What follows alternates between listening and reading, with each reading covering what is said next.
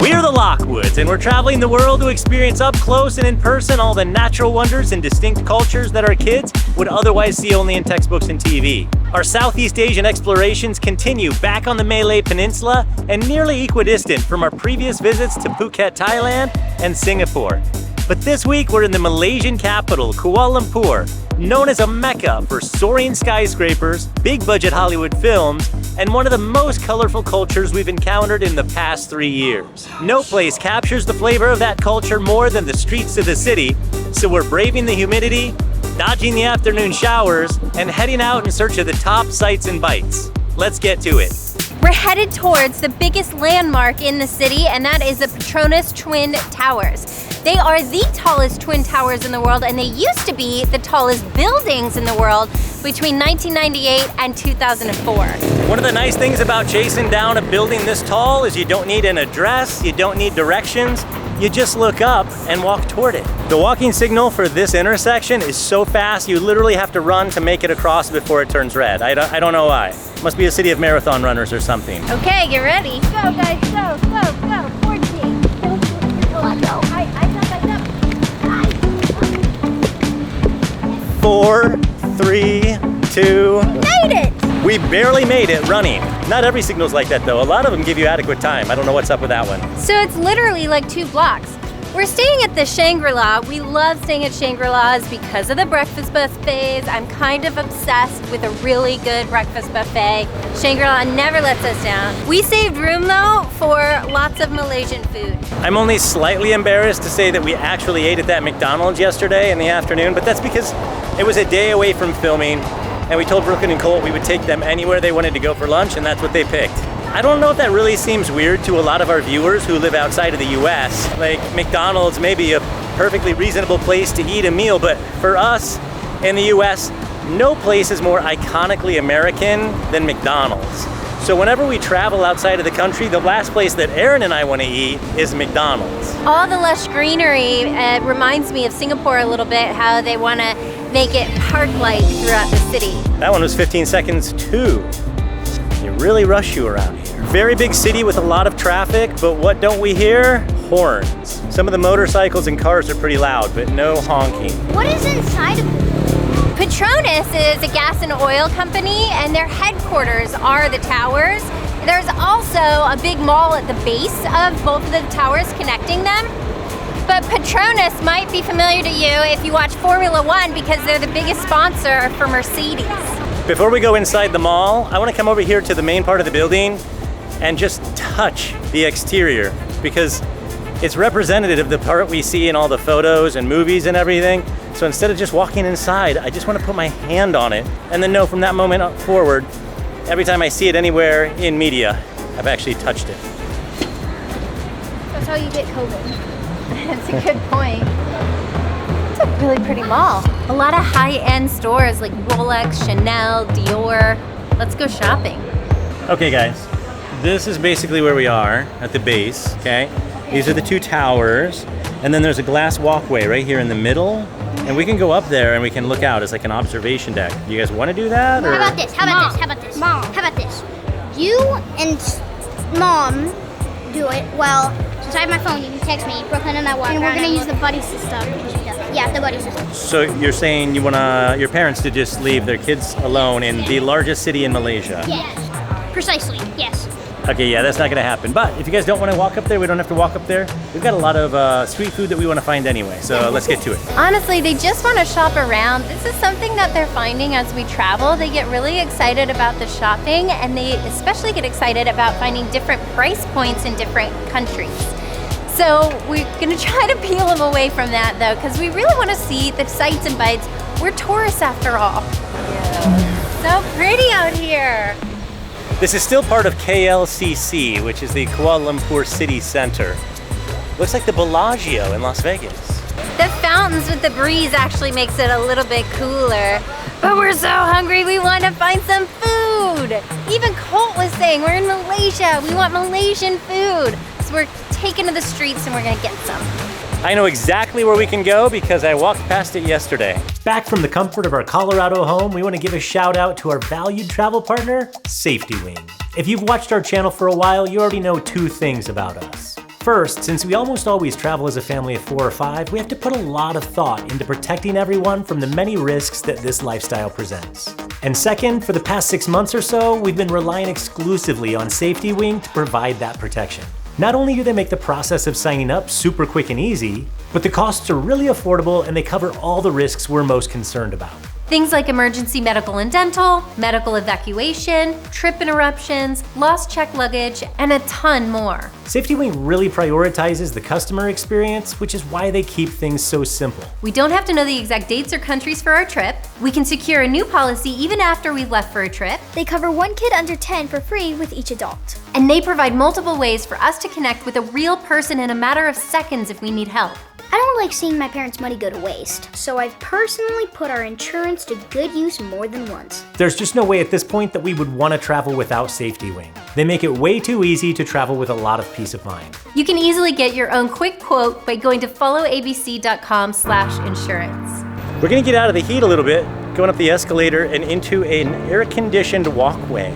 Yeah, this is all over from building to building, over streets. It's a really great way to get around Kuala Lumpur and stay cool. In hindsight, I don't know if I would call that air conditioning per se. Shaded, yes, but it's still kind of warming.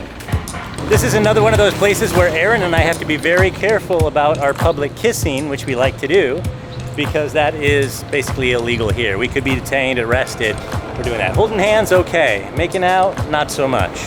There's also some clothing that is outlawed here, and that is the color yellow. Because in 2016, citizens took to the streets wearing yellow in solidarity to protest the Prime Minister. So now it's illegal to wear yellow.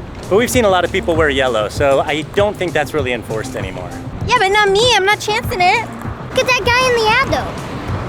I don't know, I'm not chancing it. That's good. Okay, let's watch. Okay, it's strange that that one says like 94 or 99 seconds, but it's not changing. That's fishy. It's only right that we start off with Malaysia's national dish, and that's Nasi lemak. And we're having Nasi lemak ayam, which means with chicken. So typical, it has coconut rice, beans, shrimp paste, peanuts, and a fried egg. I don't think I'm missing anything. They're not beans, they're peanuts, and they're anchovies. So now I've said it all, a lot in one dish. A little bit of egg, a little bit of the anchovies, I have to have a peanut in there, and there's some chili with the shrimp paste. So many flavors, making a full circle. Sweetness in the coconut rice, a creamier texture because of the egg, crunchiness because of the peanut and the anchovies, and then spicy with the chili and salty with the shrimp paste. Now I just need to try the chicken. I'm wondering what makes it bright red, because it's not spicy. It's definitely not spice, but it's good. Really good chicken. So I kind of want to get a better idea of all of it together again. Some of this chicken here. And definitely one of those dishes where you've got to mix it all together and get a little bit of everything in one bite in order to get the right bite. Awesome. Good national dish. This is basically an Indian restaurant, which makes sense because Malaysia is made up largely of Indians and Chinese and Malay and a lot of Europeans. Did you know that Malaysia didn't declare its independence from British rule until 1957? Cold water. When we ordered a bottle of water, they said, do you want hot or cold? All right, let's give this a try. A little bit of crunch, but not like a fried chicken. And with a little peanut on top. A lot of crunch. And I don't think it's from the peanut. Are the anchovies crunchy too? I could eat a whole bag of those. Way more coconut in this coconut rice than I do with most coconut rice. Try a little bit of the coconut rice and the chicken. It's good. That's better than normal chicken. Off to a great start. Let's hit it. Wait one moment, Dad. Can't be wasting any of this glorious chicken. Almost. Now we're ready. I always wanted to try these. They have shawarmas, which I don't think I'm pronouncing it right, but it's like, I think it's Arabic, not Arabian. Like an Arabic burrito, right here. It's typical in Turkey and Syria. Colt is like wild about this. So which one, chicken or beef? Chicken. Chicken. Go for chicken. I'm not gonna eat it all because they're probably giant. I'm gonna get a chicken shawarma sandwich with extra cheese. Woo. Thank you. It's warm. Ah, it's so hot. It is so good, especially with the cheese. I want to try some of this garlic sauce. I don't think that's garlic sauce.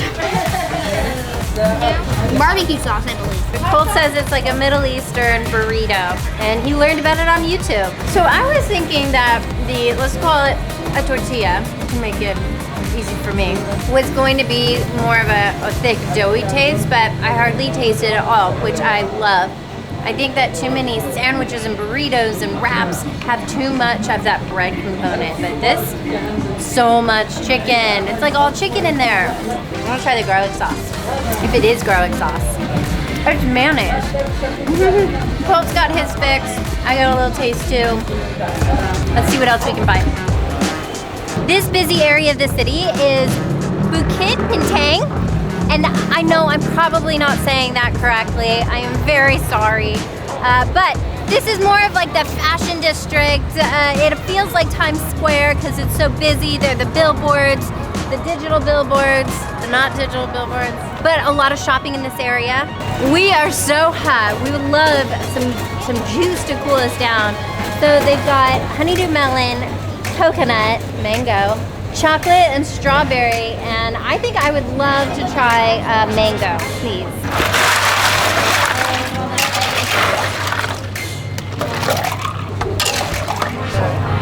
Thank you.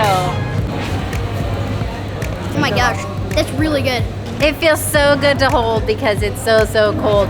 I wonder why it is like neon orange, because mangoes aren't quite this color, so there's got to be something they're adding to it. I think it's plutonium. Oh, it's so good. Definitely got a mango flavor, but also like a coconut too. It's like a coconut mango-y, maybe vanilla.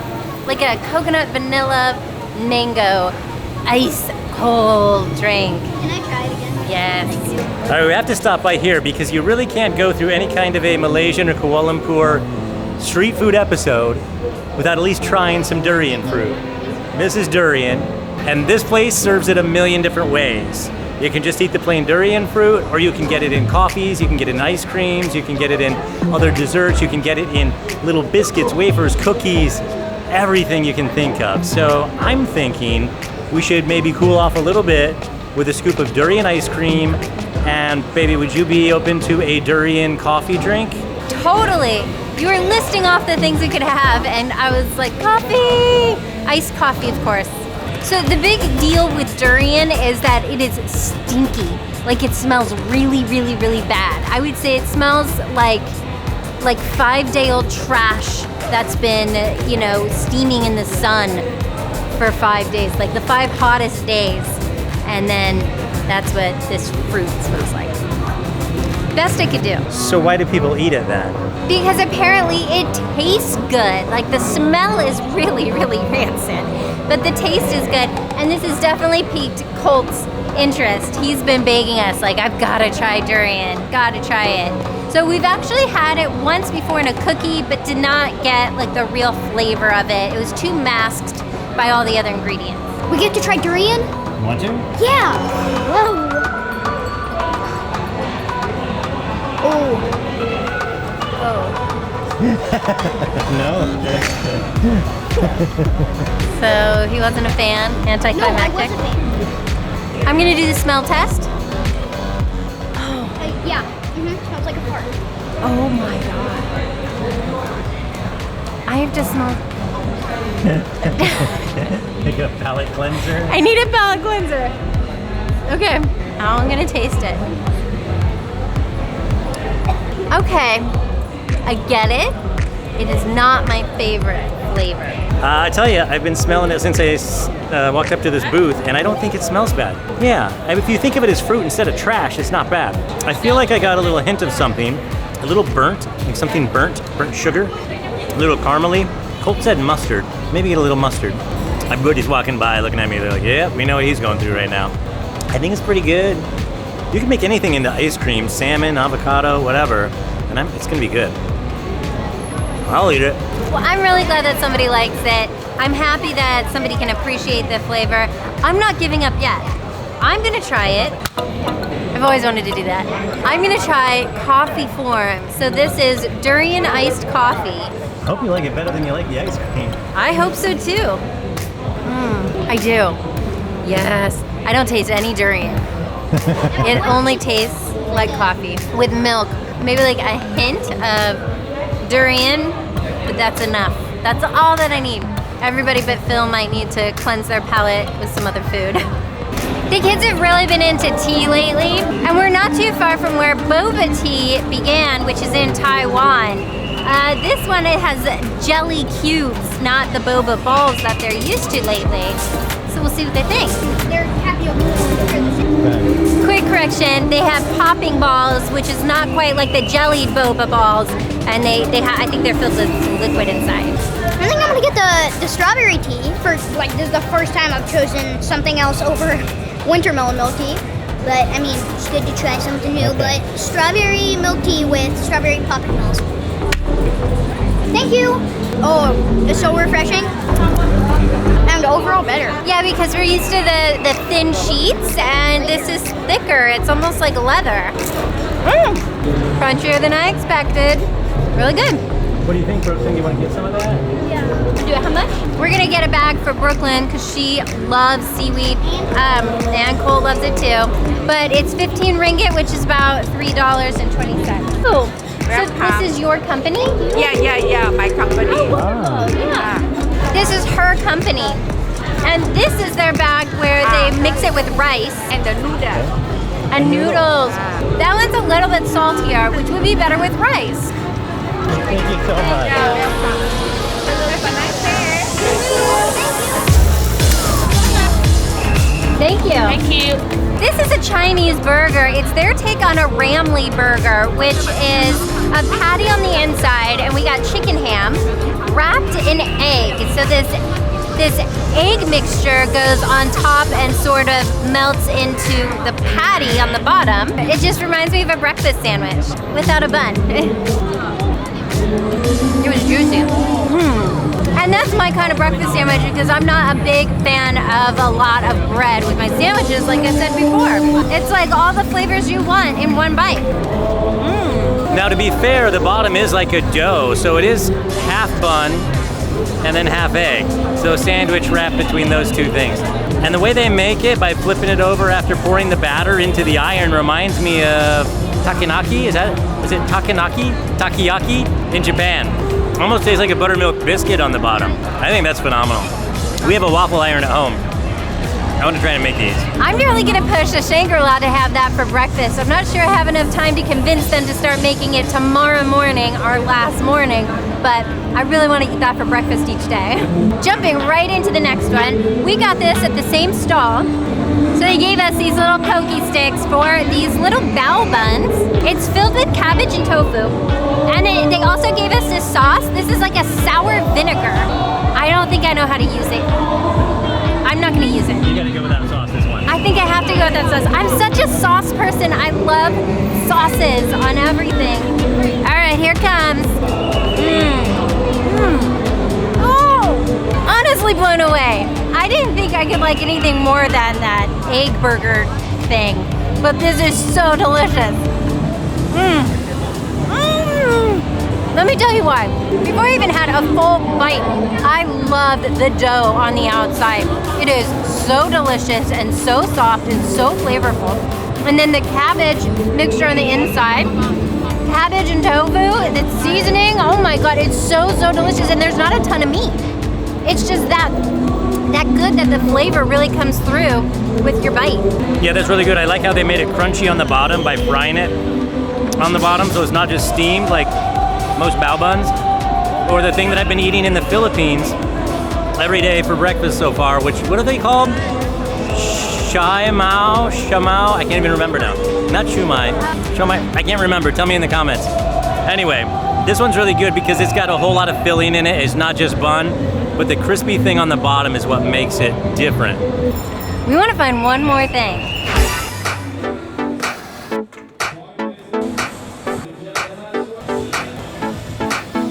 So finding variations of this dessert has become a new passion of mine. I think we started actually with halo halo in the Philippines, and then we went to Hawaii and we had Hawaii shave ice, which actually originated in Japan, by the way.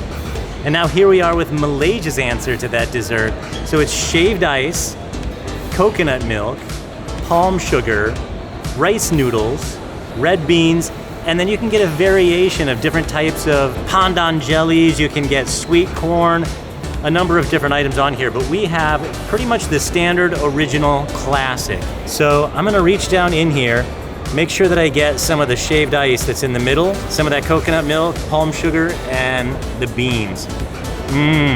That palm sugar is off the charts sweet. I think maybe it got too much because that hit you like a brick wall. Okay, I'm gonna get some of the rice noodles.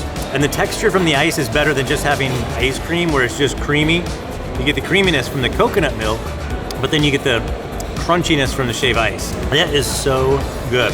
Although I do kind of wish we had gotten it with some of the other stuff now. Sweet corn is like one of my favorite things to have in this kind of a dessert ever since we had it at that Filipino restaurant in Denver. I'm trying to think of how to describe the palm sugar. It's almost like molasses or brown sugar, which makes sense because brown sugar is made from molasses. You didn't even tell them the name. This is Cendol, and it's also Kuala Lumpur's favorite dessert. And pandan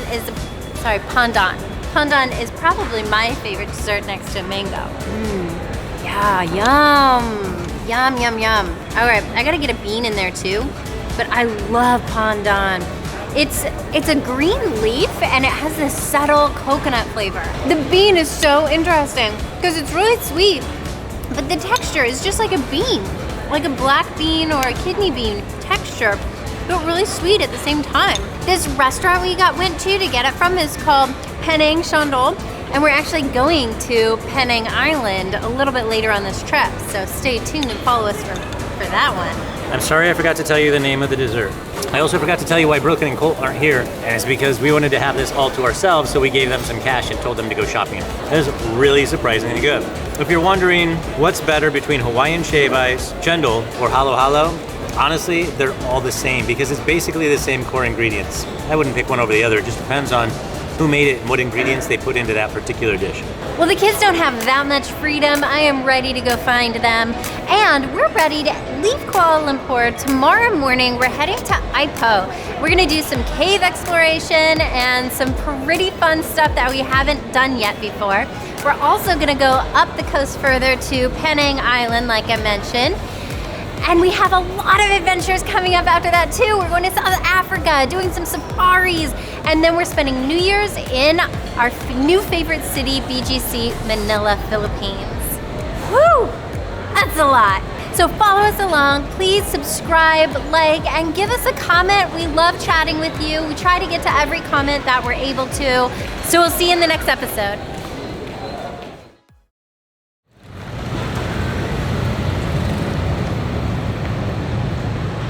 Okay.